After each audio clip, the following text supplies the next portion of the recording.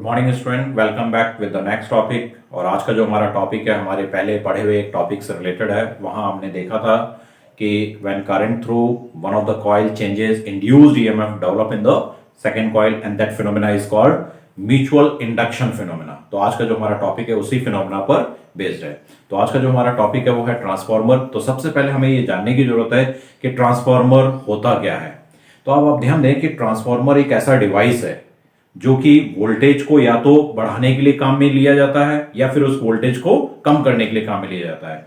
यानी कि दो तरह के ट्रांसफार्मर होते हैं, step up and step down. Step up का मतलब that device which converts low voltage into high voltage, that is called step up transformer. Step down transformer का मतलब ऐसा डिवाइस जो हाई वोल्टेज को लो वोल्टेज में चेंज करता हो। इसकी एक्चुअल जो डेफिनेशन है वो हम आगे डिस्कस करेंगे। तो यहां पर आप ध्यान दें कि ये जो डिवाइस है it's working is based on mutual induction phenomena. तो इसका सिर्फ वर्किंग प्रिंसिपल अगर आपको डिस्क्राइब करने के लिए कहा जाता है तो सिर्फ इतना सा लिखने से काम नहीं चलेगा। तो म्यूचुअल इंडक्शन फिनोमेना पर तो बेस्ड है, लेकिन उसको थोड़ा सा डिस्क्राइब करना पड़ेगा। आपको कैसे डिस्क्राइब करेंगे वो आप ध्यान देना कि whenever there is any change in the current in the first coil induced EMF develop in the second coil. तो आपको इस फिनोमेना को कंप्लीटली डिस्क्राइब करना है जब भी हमें उसका वर्किंग प्रिंसिपल लिखने के लिए कहा जाता है। तो यहां पर इसका डायग्राम आपके सामने है। This transformer it consist of soft iron core. एक सॉफ्ट आयरन कोर है जो कि लैमिनेटेड शीट्स का बना हुआ है। वो लैमिनेटेड शीट्स का क्यों बना हुआ है उसका रीजन हम आगे डिस्कस करेंगे। यहां पर ये प्राइमरी कॉइल है which is wounded over one edge of the core and having NP number of turns, और ये सेकेंडरी कॉइल्स हैं ओके जो कि सेकेंड एज पर वाउंडेड है and having NS number of turn. इस कॉइल को हम प्राइमरी कॉइल बोल रहे हैं, इस कॉइल को हम सेकेंडरी कॉइल बोल रहे हैं। अब यहां पर आप ध्यान देना कि primary coil it is connected to AC source whereas secondary coil is connected to a external load, और मतलब एक्सटर्नल लोड से कनेक्टेड है, एक्सटर्नल सर्किट से कनेक्टेड है। The primary coil is connected to AC source means the current through the primary coil is alternating current, means the magnetic flux linked with the primary coil changes। यहां इस soft iron core का क्या काम है कि जो भी magnetic flux यहां पर चेंज हो रहा है उसको वो लिंक करता है with the secondary coil. Okay, यानी जो भी मैग्नेटिक फील्ड लाइन यहां से पास होगी वो कोर उसको लिंक कर रहा है विद द सेकेंडरी कॉइल।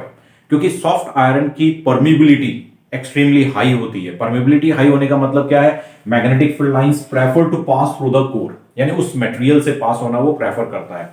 तो इसके थ्रू, इस कोर के थ्रू जो भी मैग्नेटिक फ्लक्स यहां पर लिंक है उसी फ्लक्स को वो सेकेंडरी कॉइल के साथ में भी लिंक कर देता है। अब आप फिर से एक बार ध्यान दें कि when current is pass through the primary coil we know that इसके अंदर एक मैग्नेटिक फील्ड प्रोड्यूस होगी, इसके थ्रू एक फ्लक्स पास होगा।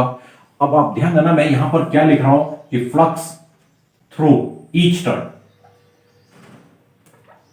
Flux through each turn of the primary coil it is equal to product of the magnetic field passing through the primary coil and area of the coil।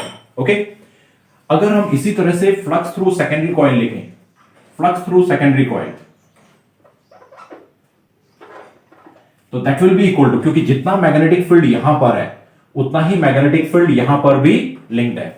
इस coil का जितना area है इस coil का भी exactly उतना ही area है।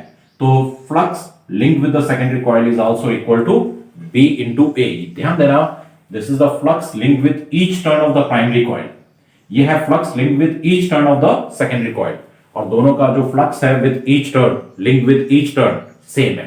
okay, तो अब आप ध्यान दें we know that because of changing flux, ये magnetic field constant तो नहीं है, ये लगातार चेंज हो रहा है।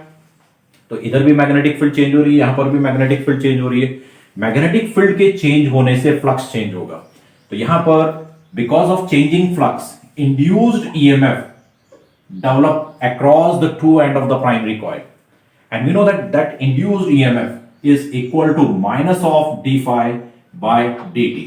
Minus of d phi by dt का मतलब यहां जो इंड्यूस्ड ईएमएफ है that will depends upon rate of change of magnetic flux linked with the primary coil. Okay, अब आप ध्यान दें कि इस कॉइल के साथ में कितना फ्लक्स लिंक्ड है उसको हम क्या लिख सकते हैं, minus of d by dt of NP times of B into A.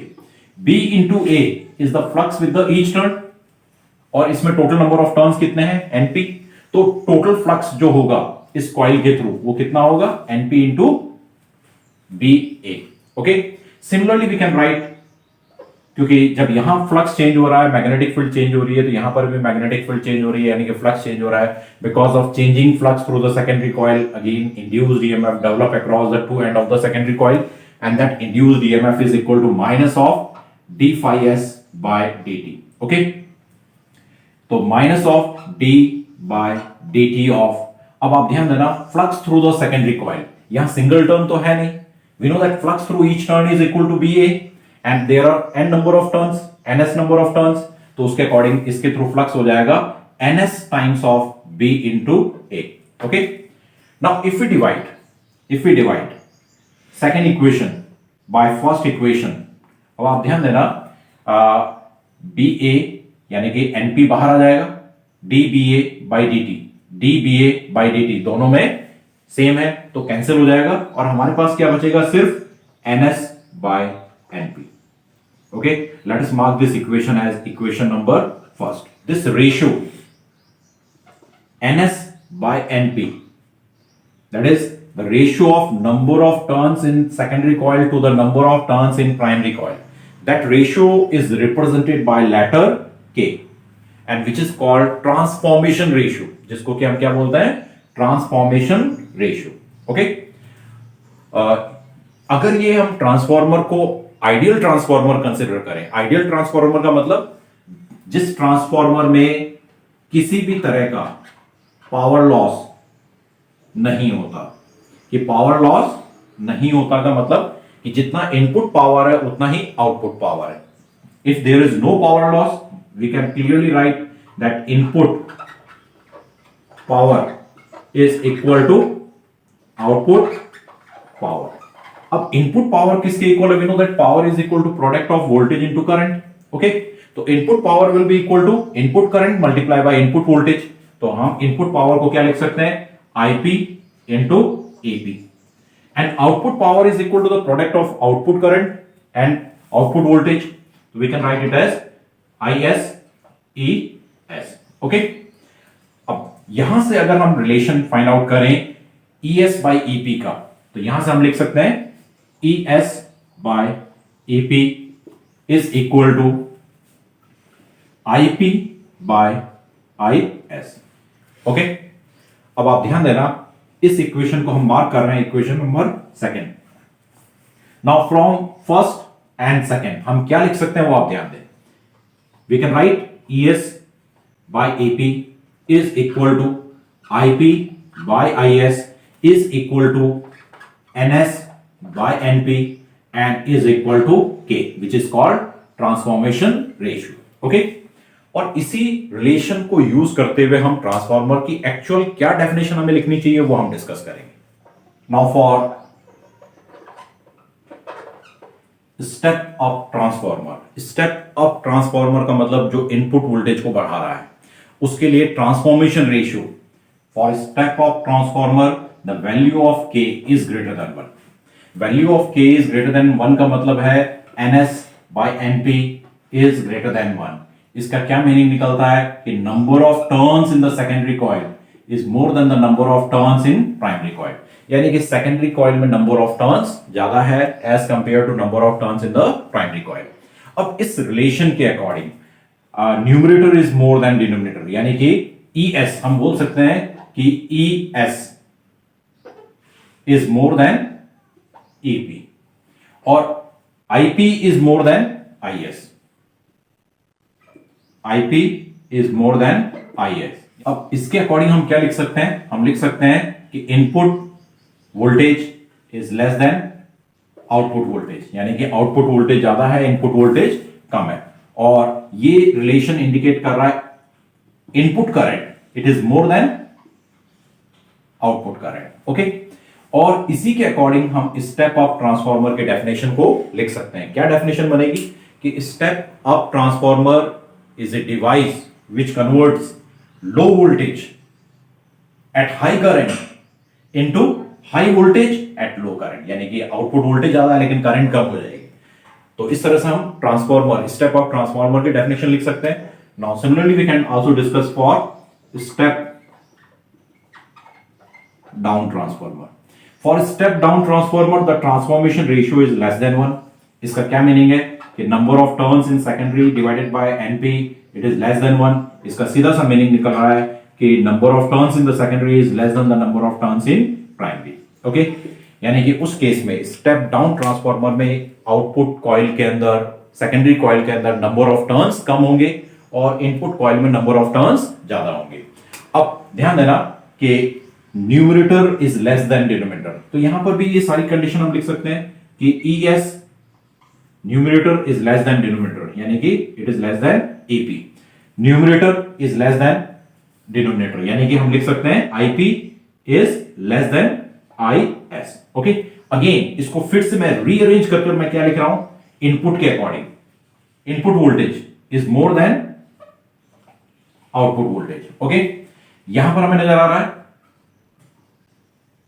Input current is less then output current, यानी सेकेंडरी कॉइल की जो करंट है, और इसके अकॉर्डिंग हम स्टेप डाउन ट्रांसफॉर्मर को डिफाइन कर सकते हैं.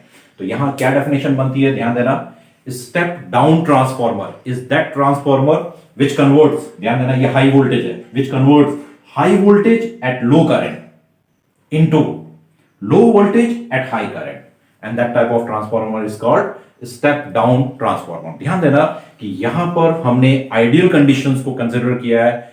क्या मानते हुए हमने इस टॉपिक को डिस्कस कर रहे हैं कि there is no power loss, input power is equal to output power. Okay, और उसके अकॉर्डिंग हम ये कंडीशंस लिख रहे हैं. बट इन एक्चुअल प्रैक्टिसेस जो इनपुट पावर है और आउटपुट पावर है वो सेम नहीं हो सकती, because some part of the energy is wasted in some form, और वो पावर लॉसेस के थ्रू हम या ट्रांसफॉर्मर लॉसेस में उस टॉपिक को हम डिस्कस करेंगे. ये जो हमने वर्किंग डिस्कस कर रहे थे वो आइडियल कंडीशंस के अकॉर्डिंग डिस्कस कर रहे थे कि इनपुट पावर और आउटपुट पावर इक्वल होंगे. बट एक्चुअल प्रैक्टिसेस में output power is always less than the input power, means some part of the energy is wasted in some other form, या वो convert हो जाती है किसी अदर फॉर्म में. तो अब ध्यान देना, किसी भी ट्रांसफॉर्मर की जो एफिशिएंसी है, efficiency of a transformer, it can be defined as ratio of output power to the input power multiply by 100. यानी कि इनपुट के कंपैरिजन में हमें क्या आउटपुट मिल रहा है, that will represent the efficiency of transformer. And output power हमें पता है, इनपुट पावर भी हमें पता है, and efficiency of any transformer is always less than 100, और नंबर के फॉर्म में लिखेंगे तो it is less than 1, यानी 100% efficiency पॉसिबल नहीं है. लेकिन for ideal transformer हम लिख सकते हैं कि efficiency is 100% और 1. ओके, आइडियल ट्रांसफॉर्मर के लिए efficiency 100% है या 1 है, लेकिन for प्रैक्टिकल फॉर्म में जो हम ट्रांसफॉर्मर यूज करते हैं उनमें से किसी की भी एफिशिएंसी 100% नहीं हो सकती, क्योंकि some part of the energy waste हो जाती है और उसको हम बोलते हैं ट्रांसफॉर्मर लॉसेस. तो let us discuss about various type of losses in transformer. जैसा कि अभी हमने डिस्कस किया कि किसी भी जो प्रैक्टिकल फॉर्म में जो हम ट्रांसफॉर्मर यूज करते हैं किसी की भी एफिशिएंसी 100% नहीं हो सकती, क्योंकि उसमें ट्रांसफॉर्मर में एनर्जी लॉस होती है, और वो जो एनर्जी लॉसेस होती है वो 4 to 5 टाइप्स की हैं. तो वन बाय वन हम डिस्कस कर लेते हैं. First is called flux loss. अब ध्यान देना कि यहां पर soft iron core is used in order to link the magnetic flux with the secondary coil, यानी प्राइमरी कॉइल के फ्लक्स को सेकेंडरी कॉइल के साथ में लिंक करने के लिए कोर यूज किया जा रहा है. ठीक है, no doubt the relative permeability of the soft iron is extremely high, लेकिन फिर भी कुछ फ्लक्स लीक हो सकता है फ्रॉम द कोर, और हो सकता है कंप्लीटली यहां जो फ्लक्स है वो कंप्लीटली इसके साथ में लिंक ना हो पाए. In order to minimize the flux loss. अब आप ध्यान देना, यहां पर हमने प्राइमरी और सेकेंडरी कॉइल को अलग अलग एजेस पर माउंट किया है. अगर उसको हम एक ही कोर पर माउंट कर दें, प्राइमरी और सेकेंडरी कॉइल को, ऐसे केस में हम फ्लक्स लॉस को और मिनिमाइज कर सकते हैं. ओके, तो first type of loss is flux loss, जिसको मिनिमाइज करने का तरीका भी हमने डिस्कस किया है. Second is called copper loss. अब आप ध्यान देना कि यहां पर we know that primary coil is made up of copper, secondary coil भी कॉपर की बनी हुई है. When current flows through this copper coil, primary और सेकेंडरी कॉइल में जब करंट फ्लो करेगी, ऐसे केस में सम part of the energy is wasted in the form of heat. क्योंकि करंट फ्लो कर रही है तो हीट के फॉर्म में कुछ एनर्जी लॉस होगी, that loss is called copper loss. अब इसको मिनिमाइज करने का क्या तरीका है कि जो हम कॉपर कॉइल यूज कर रहे हैं उसको अगर हम थिक कॉपर कॉइल अगर हम यूज करें तो ऐसे केस में इस लॉस को हम मिनिमाइज कर सकते हैं, यानी कि कॉइल के रेजिस्टेंस को मिनिमाइज करते हुए हम कॉपर लॉस को मिनिमाइज कर सकते हैं। Third is eddy current loss. Eddy current का कॉन्सेप्ट भी हमने पढ़ा हुआ है कि whenever there is change in magnetic flux linked with any metal, उस पूरी मेटलिक बॉडी में इंड्यूस करंट प्रोड्यूस होगी in the form of circulating currents. जो प्रोड्यूस हो रही है उसी को हम क्या नाम दे रहे हैं, एडी करंट्स। ये जो कोर है it is made up of soft iron. Okay, जब प्राइमरी कॉइल में करंट फ्लो करेगी, अल्टरनेटिंग करंट फ्लो करेगी, करंट का डायरेक्शन चेंज होगा, फ्लक्स चेंज होगा, तो उसके कारण इस कोर के अंदर एडी करंट प्रोड्यूस होगी। ओके, अब एडी करंट को मिनिमाइज करने का तरीका भी हमने डिस्कस कर रखा है, जैसा कि आपने यहां पर देखा है डायग्राम में हमने लिखा भी है लैमिनेटेड सॉफ्ट आयरन कोर। तो एडी करंट को मिनिमाइज करने के लिए हम laminated sheets of core use करते हैं, यानी कि सिंगल कोर की बजाय लैमिनेटेड शीट्स यूज कर हम एडी करंट के लॉस को मिनिमाइज कर सकते हैं। Next type of loss is hysteresis loss. अब आप ध्यान देना कि मैग्नेटिज्म चैप्टर में हमने पढ़ रखा है कि जब किसी मटेरियल को हम मैग्नेटाइज करते हैं और डीमैग्नेटाइज करते हैं तो एक कंप्लीट साइकिल में कुछ एनर्जी लॉस होती है, and that loss is equal to the area of hysteresis curve. Okay, तो यहां पर हिस्टैरिसीस लॉस का मतलब है कि जब ये सॉफ्ट आयरन कोर के थ्रू मैग्नेटिक फील्ड पास होगी तो मटेरियल मैग्नेटाइज होगा, करंट के डायरेक्शन चेंज होने से मैग्नेटिक फील्ड का डायरेक्शन चेंज होगा, वो फिर डीमैग्नेटाइज होकर अपोजिट डायरेक्शन में मैग्नेटाइज होगा। यानी कि ये जो सॉफ्ट आयरन कोर है because of the alternating current वो लगातार मैग्नेटाइज और डीमैग्नेटाइज हो रहा है, और उस मैग्नेटाइजेशन और डीमैग्नेटाइजेशन के प्रोसेस में जो एनर्जी लॉस होती है उसी को हम क्या नाम देते हैं, हिस्टैरिसीस लॉस। ओके, और सॉफ्ट आयरन कोर यूज करने का मेन पर्पस ये है क्योंकि hysteresis loss is minimum for the soft iron as compare to any another material. Okay, humming loss आपने देखा होगा कि जहां पर भी ट्रांसफार्मर है वहां पर कोई साउंड आपको सुनाई देगी, भले से छोटा डिवाइस हो या बड़ा डिवाइस हो, बड़े ट्रांसफार्मर हो, वहां बड़े ट्रांसफार्मर तो हमें बहुत क्लियर साउंड सुनाई देता है, दैट मीन्स अब sound is also a form of energy, वो अपने आप तो प्रोड्यूस हो नहीं रहा है, it means some part of the input power is wasted in the form of sound, and that power loss is called humming loss. तो hope that कि आज का टॉपिक आपको समझ में आया होगा। Thank you.